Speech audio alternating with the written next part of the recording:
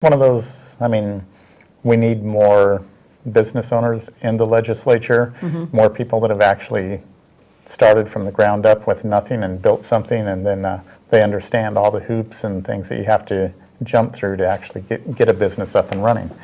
I mean, there's very few people that have the capital to start things, and after you've sacrificed everything you own to make something happen, you understand the value of everything that you did afterwards. Yeah, wouldn't that be nice? Yeah. That's what I'd like to see. How do you see that shaping up in November? Is there any hope? Hope for change? You know, last session we didn't really have anything too dramatic happen. The last couple sessions, it hasn't been good or bad. And that's the problem. We haven't done anything to incentivize business, and one of the big problems we have is getting my fellow members in the Capitol to understand that we're in competition with 49 other states to bring business here to the state of Oregon. And we do have some advantages being here in Oregon for manufacturing facilities, but then we have a lot of disadvantages with some of our land use laws, some of our different tax structures that keep businesses from coming here. And if we would fix just a few of those, I think we could attract a lot of manufacturing facilities to come here, because one of the nice things that we do have is you're not taxed on your sales that happen outside the state. So this is why Nike, Intel stay here, and it was something that Vic Atiyeh did, and I'll be actually at his service at the Capitol tomorrow honoring him because Vic Atiyeh was the last Republican governor that we had, and he did some great things that stimulated the high-tech sector to move to Oregon and come here. Problem is we haven't really expanded on it, and those are very good jobs that we have here in the state, and we need to look at incentivizing more companies like that to locate here. I'm a firm believer that whatever we do needs to be fair and across the board for every business and not picking out one sector. Yeah. But unfortunately, we have too many times where we're cutting deals for one company. I've watched it happen with land use and different issues. Well, wineries, for example. If you produced over 50,000 gallons of wine, you could actually open a restaurant and do different things on your property. But the guy who was doing 5,000 gallons couldn't do it. To me, that wasn't fair, and it should have been across the board for everybody to do, not one group. And it was because the lobbyists that make a lot of wine can afford, well, to pay the lobbyists. Yeah, well, they'll be in with different buying groups, but I mean, yeah, there's partially, that's a lot of it. You know, you'll have lobbyists that are lobbying for their clients, and these were some of the larger wineries who wanted it, and they had lobbyists that they had hired to move this. And then you had people that were beholden to the far left who are strong on some of these land use laws, that they don't want anything outside the urban growth boundary to take place or happen, like with you with your mushroom farm that's outside. Some of them don't even want you to have your house there. And to me, those are things that if you're able to do it, everybody should be able to do it, and the laws should be applied to everybody, not just a select few, or not, I got mine now, nobody else can have theirs. And that's what we've done with land use lots of times. So, Yeah. and we run into battles lots of times with businesses that are just trying to locate and open up a business on the hopes that they might be able to locate their business in that location.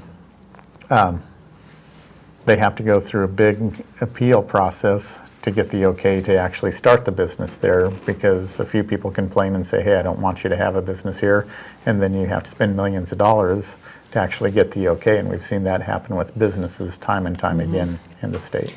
You know, and is that typically, I know there's always exceptions, but is that typically a Democrat issue? Because the Republicans always get accused unfairly, mostly, of being pro-big business, but it seems like there's all these special interests on the left side that keep a regular person from being able to get in there and grow up. Yeah, and that you'll see it both primarily on the left with some of the stronger land use stuff. They'll help out their friends, and that's where I'll see it happen, because it's whichever party's in control. So right now you'll see the left doing it a lot, where, okay, these guys helped us out in campaigns, so let's let them have their little piece of the pie, rather than, okay, if you're going to open that and do it for this one little group, it needs to apply to everybody. We saw it in Obamacare. I mean, when they beat me up for putting 80,000 kids on the street and saying I didn't want to supply health benefits and insurance to them. Well, what happened is that we were in a super minority.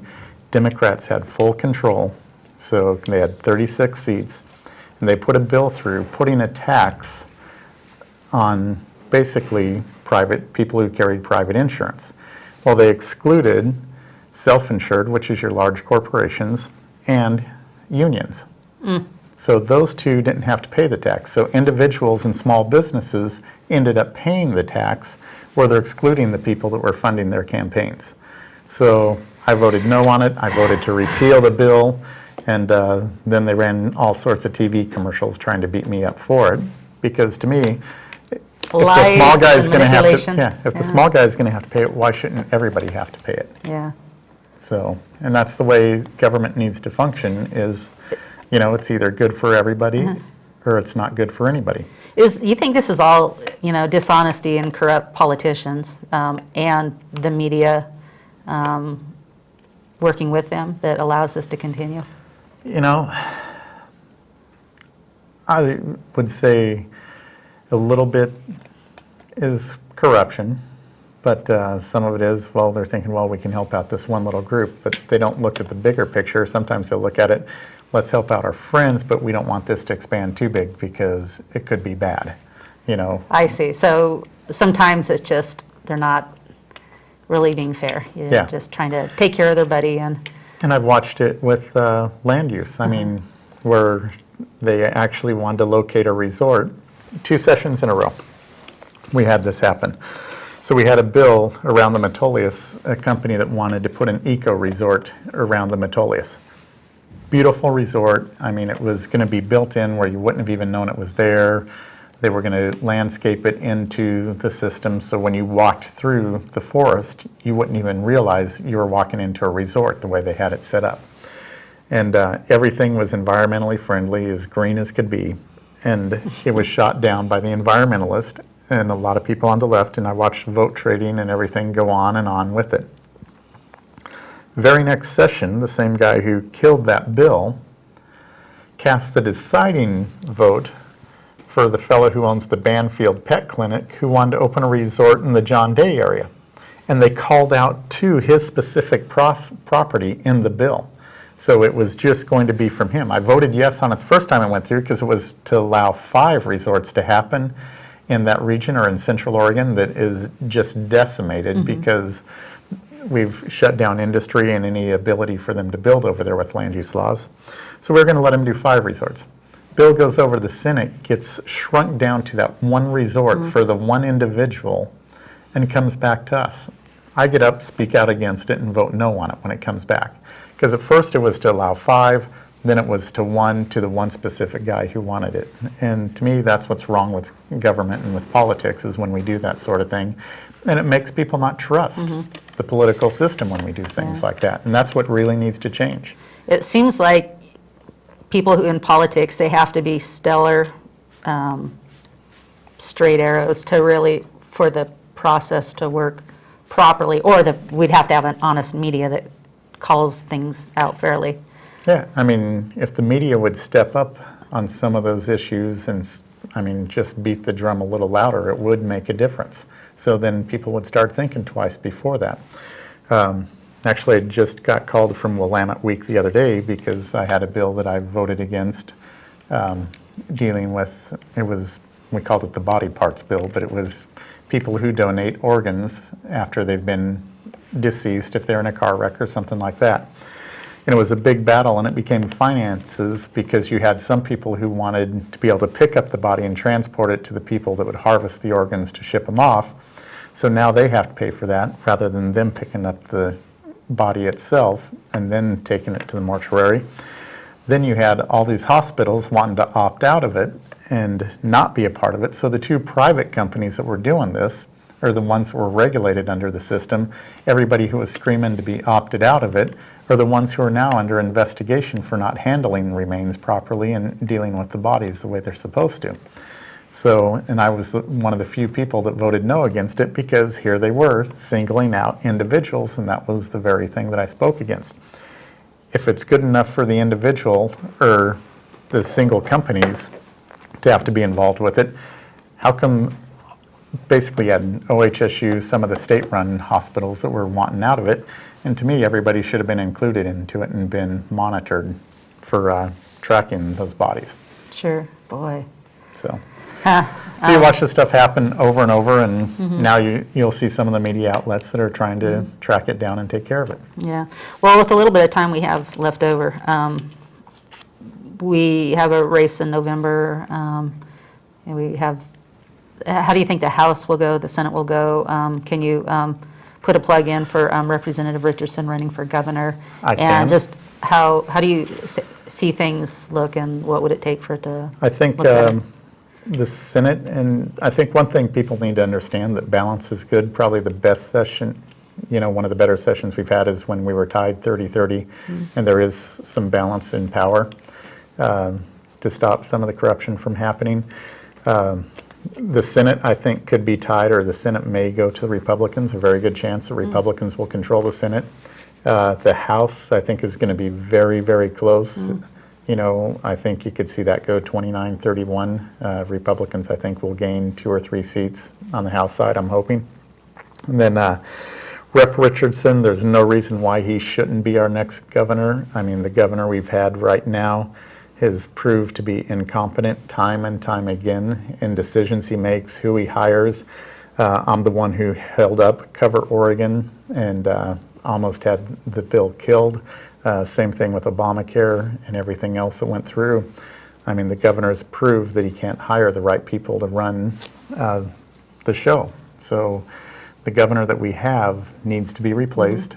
He's never been successful as a governor in the 3 terms that he's been there, and he's got elected over and over just because he has a D next to his name.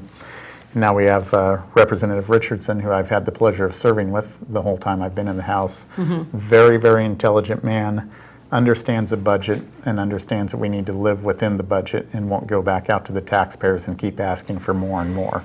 From what I know about him, I don't really think he has a dishonest bone in his body. I think he's as honest as you can get, a very humble man. Yeah, I mean, Is that your Dennis and I impression? have got along great. Anytime I've had an issue or needed anything, I go to him, and he will jump right on it with me. He would be a great governor for the state of Oregon and would actually fix a lot of the issues that we have. So I would be proud to serve under him as the governor. So I'm very confident that he stands a very good chance of winning, because there's no reason that the governor we have should be put back into office, especially after the Cover Oregon, where you found just cover-up after cover-up, and that's what it's been, is cover-up Oregon, and not cover Oregon. Yep, and there's actually some more stuff too that I've heard that I'm not going to say right now, but he's pretty, he has some honesty issues. Yeah. Well, we've seen it happen time and time again, deals that he had made with Republicans beforehand, and then the very next session you come in 2 years later and he undoes everything that you did. Some of it was with school choice and things that we had for homeschoolers and issues like that, and he went and undid everything that we did before it ever had a chance to even take off. And our education systems, I mean, we're one of the worst in the nation, and he's not doing anything to improve it. And when we do things to improve it, he goes back and undoes everything that was done. Do you think he looks at the people, or you think he looks at politics? I think it's politics and, probably his own personal gain a little bit, and what is he going to get out of it and be seen for. And, I just haven't really seen, I think there's issues that he really cares about, but then I think he's after taking care of himself too and his party. Yeah.